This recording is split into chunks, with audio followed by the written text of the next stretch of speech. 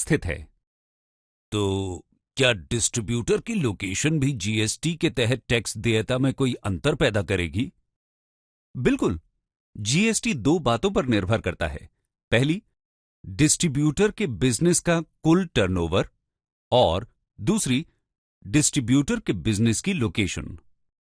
यदि डिस्ट्रीब्यूटर का business in 11 पहाड़ी राज्यों में से किसी एक में स्थित है, तो उस पर जीएसटी चुकाने का उत्तरदायित्व तभी होगा जब उसका कुल टर्नओवर 10 लाख रुपए से ज्यादा हो। अगर वो दूसरे भारतीय राज्यों में स्थित है, तो वो केवल तभी जीएसटी चुकाएगा जब उसका कुल टर्नओवर 20 लाख रुपए से ज्यादा हो।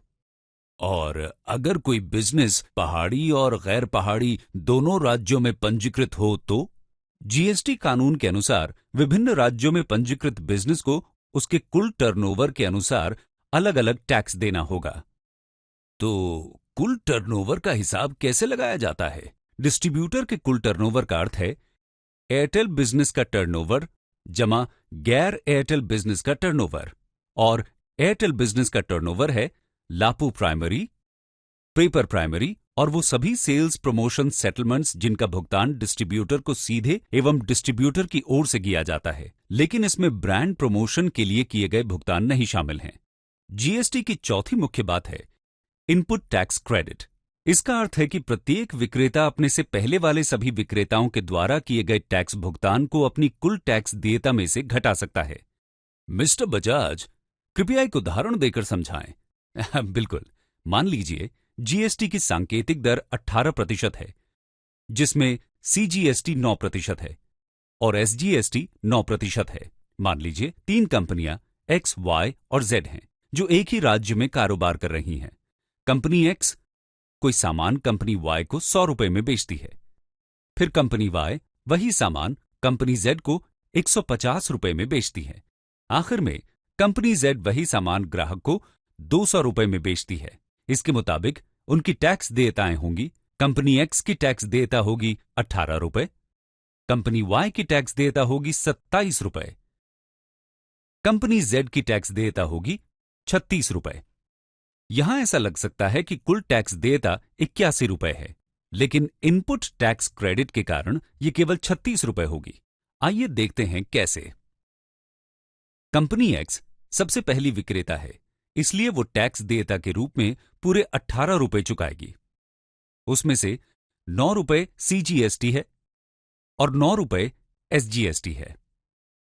अब कंपनी वाई वही सामान कंपनी जेड को बेचती है, तो उसे पूरे 27 रुपए चुकाने की जरूरत नहीं है। उसकी बजाय वाई एक्स द्वारा चुकाए गए टैक्स को घटा सकती है। इसलिए वाई के लिए शुद्ध टैक्स देयता केवल 9 रुपए होगी। इसी तरह जेड एक्स और वाई द्वारा चुकाए गए टैक्स को घटा सकती है, अर्थात जेड की शुद्ध टैक्स देयता केवल 9 रुपए होगी। इस प्रकार कुल टैक्स मात्र 36 रुपए होगा, जो कि 200 रुपए की एमआरपी वाले सामान पर 18% जीएसटी के बराबर है। अब मिस्टर बजाज, अगर मैं गलत नहीं हूं तो इनपुट टैक्स क्रेडिट को देखने का एक दूसरा तरीका यह भी है कि प्रत्येक विक्रेता अपने से पहले वाले विक्रेता की तुलना में केवल कीमत के अंतर पर जीएसटी चुकाता है। मसलन कंपनी वाई और कंपनी जेड के लिए शुद्ध टैक्स देयता 9 रुपए बनती है, जो कीमत के अंतर यानी 50 रुपए का 18% है। बिल्कुल सही। अब दो बड़े सवालों का वक्त है। जीएसटी से सेल्स और डिस्ट्रीब्यूशन पर क्या असर पड़ेगा, और एयरटेल अपने पार्टनर्स की कैसे मदद करेगा? एयरटेल पार्टनर के लिए जीएसटी का असर 5 बातों पर होगा। एयरटेल के साथ documentation, billing, sales promotion, customer activation process, full and final settlement. तो आइए हम डॉक्यूमेंटेशन प्रोसेस के साथ शुरुआत करते हैं। जीएसटी के तहत सभी पार्टनर्स को एयरटेल के साथ एक नया एग्रीमेंट साइन करना होगा। एयरटेल में जमा पार्टनर फर्म का पैन नंबर कंफर्म करना होगा। पार्टनर फर्म का जीएसटीएन एयरटेल में जमा करवाना होगा। जिन पार्टनर्स के पास 20 लाख या 10 लाख से ज्यादा टर्नओवर वाले रिटेलर्स हैं, उन्हें ऐसे रिटेलर्स का जीएसटीएन लेना होगा ताकि वो जीएसटी का अनुपालन सुनिश्चित कर सकें।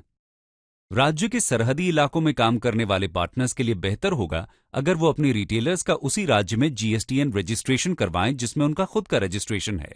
इस अपेक्षा का अनुपालन करने के लिए एयरटेल जल्द ही आपको नए एग्रीमेंट की एक कॉपी देगा।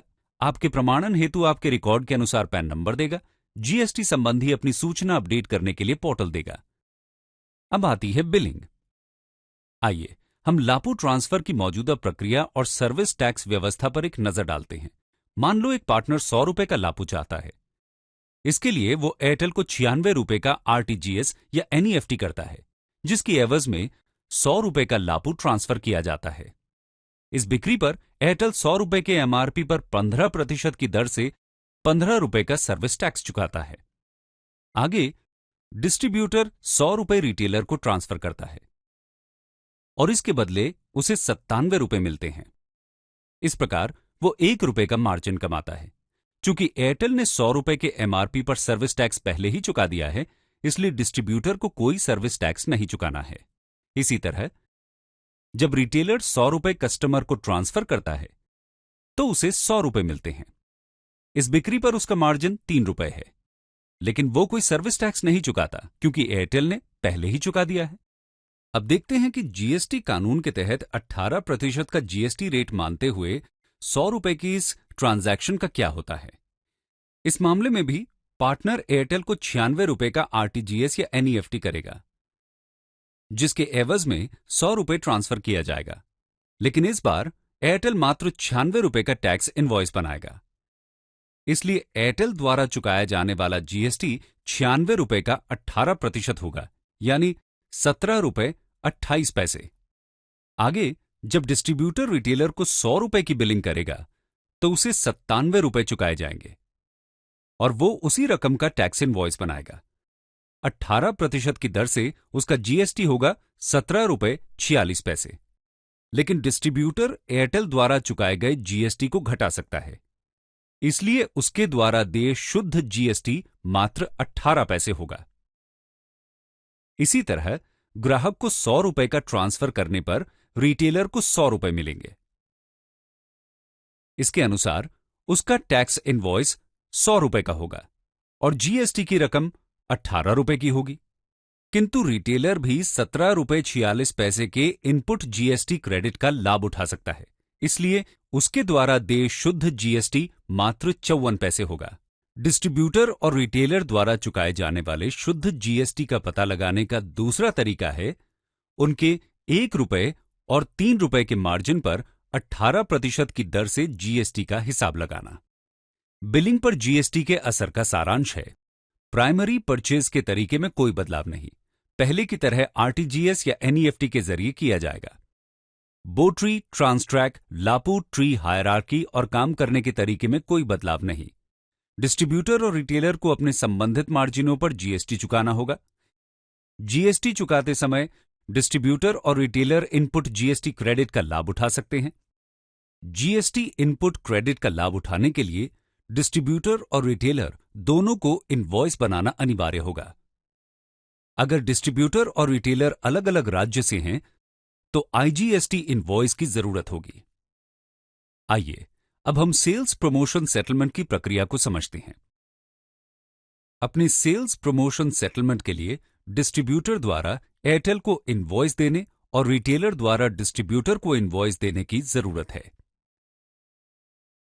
ऐसे सभी सेटलमेंट्स पर टीडीएस लागू होगा।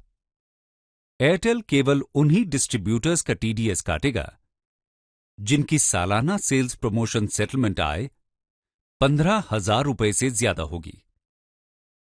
इसी तरह डिस्ट्रीब्यूटर भी केवल उन्हीं रिटेलर्स का टीडीएस काटेंगे जिनकी सालाना सेल्स प्रमोशन सेटलमेंट आय 15,000 रुपए से ज्यादा होगी। अगर पैन नंबर उपलब्ध है तो टीडीएस की दर 5% होगी, नहीं तो 20% टीडीएस कटेगा। जीएसटी के तहत एक डिस्ट्रीब्यूटर की आय जिस पर टीडीएस लागू होता है, उसमें उसकी खुद की सेल्स प्रमोशन सेटलमेंट्स और साथ ही उसकी ओर से किए गए सेल्स प्रमोशन सेटलमेंट्स दोनों शामिल होंगे। अब मिस्टर बजाज, क्या आप एक उदाहरण के द्वारा समझा सकते हैं? बिल्कुल। मान लीजिए एयरटेल डिस्ट्रीब्यूटर के साथ 100 रुपए का सेल्स प्रमोशन सेटलमेंट करना चाहता है। पहले डिस्ट्रीब्यूटर 118 रुपए का इनवॉइस एयरटेल को देगा और उसे जीएसटी पोर्टल में अपलोड करेगा। यह इनवॉइस कुछ ऐसा होगा: सेल्स प्रमोशन 100 रुपए, 18% की दर से जीएसटी 18 रुपए, कुल 118 रुपए। इस पर एयरटेल 5% टीडीएस काटेगा और बाकी 113 रुपए डिस्ट्रीब्यूटर को ट्रांसफर करेगा। जीएसटी पेमेंट डिस्ट्रीब्यूटर खुद करेगा और अनिवार्य रूप से इनवॉइस को एयरटेल इनवॉइस पोर्टल में अपलोड करेगा। आइए अब हम डिस्ट्रीब्यूटर और रिटेलर के बीच होने वाले सेल्स प्रमोशन सेटलमेंट के दो उदाहरण देखते हैं।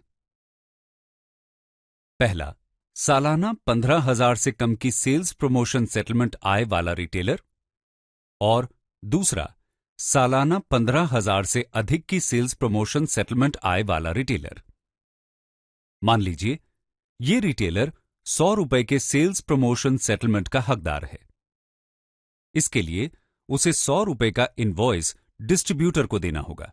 एयरटेल डिस्ट्रीब्यूटर को 100 रुपए ट्रांसफर करते समय डिस्ट्रीब्यूटर की ओर से 5 रुपए काटेगा और टीडीएस के रूप में जमा करवाएगा तथा बाकी 95 रुपए को डिस्ट्रीब्यूटर के खाते में ट्रांसफर करेगा। डिस्ट्रीब्यूटर रिटेलर को ट्रांसफर करते समय पूरे 100 रुपए ट्रांसफर करेगा क्योंकि वो टीडीएस के लिए दायी नहीं है। इस तरह इस मामले में डिस्ट्रीब्यूटर का 5 रुपए का नेट कैश आउटफ्लो होगा जो उसे टीडीएस क्रेडिट के रूप में उपलब्ध होगा। इसी तरह दूसरे मामले में भी एयरटेल डिस्ट्रीब्यूटर को 100 रुपए ट्रांसफर करते समय डिस्ट्रीब्यूटर की ओर से 5 रुपए काटेगा और टीडीएस के रूप में जमा करवाएगा तथा बाकी 95 रुपए को डिस्ट्रीब्यूटर के खाते में ट्रांसफर करेगा। लेकिन इस बार डिस्ट्रीब्यूटर रिटेलर को ट्रांसफर करते समय केवल 95 रुपए ट्रांसफर करेगा और 5 रुपए का टीडीएस टैक्स प्राधिकारियों को जमा करवाएगा जो कि रिटेलर को टीडीएस क्रेडिट के रूप में उपलब्ध होगा। इस प्रकार इस मामले में डिस्ट्रीब्यूटर का शून्य नेट कैश आउटफ्लो होगा और उसके पास 5 रुपए का टीडीएस क्रेडिट उपलब्ध रहेगा। इन दोनों मामलों में रिटेलरों के लिए इनवॉइस बनाना जरूरी है। जीएसटी रजिस्ट्रेशन रखने वाले रिटेलर्स जीएसटी क्रेडिट प्राप्त करने के लिए अपने इनवॉइस में जीएसटी घटक को शामिल करेंगे।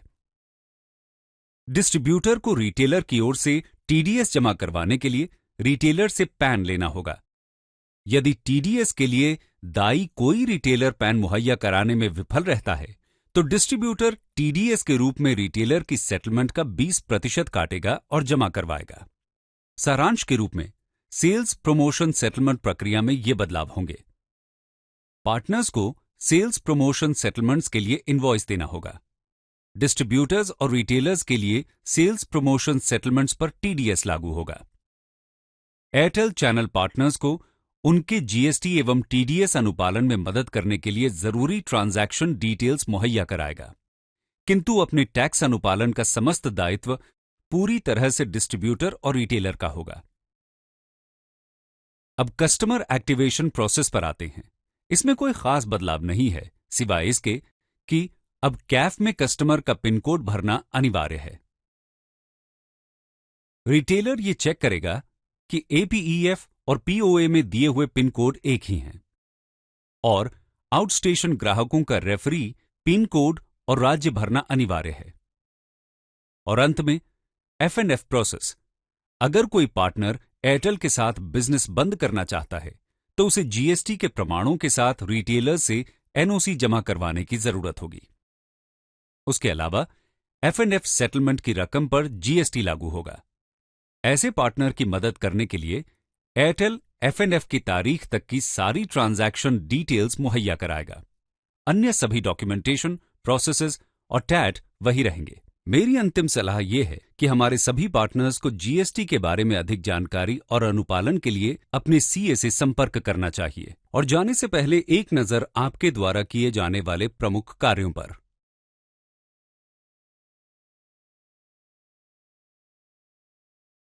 याद रखें, डिस्ट्रीब्यूटर और रिटेलर के बीच होने वाले समस्त ट्रांजैक्शंस के टैक्स अनुपालन का दायित्व उनका खुद का होगा।